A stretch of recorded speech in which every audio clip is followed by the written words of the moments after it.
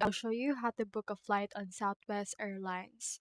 Now, in order to book a flight, what we can do is you can head over to southwest.com, scroll down, and here you can see these flight options. Input right here departure city. So, for example, let's put right here a departure city, like for example, New York.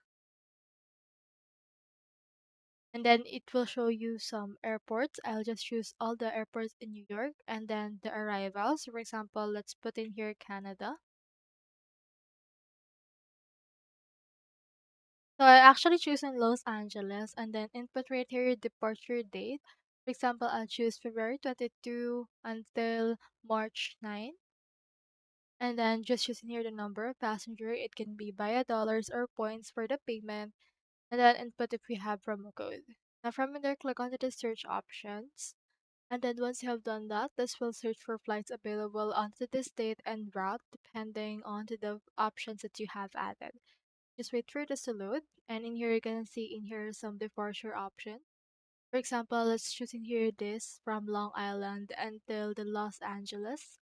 So you can input right here your actual departure time or your flight. You can choose in here the flight that you would want. So we have in your business select anytime wanna get and wanna get away. So just input right here which one you want. For example, I'll just choose in here this for this option and I'll choose in here this anytime.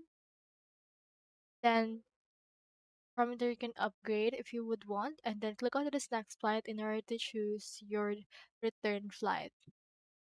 Now, I'll head over and then choose this one,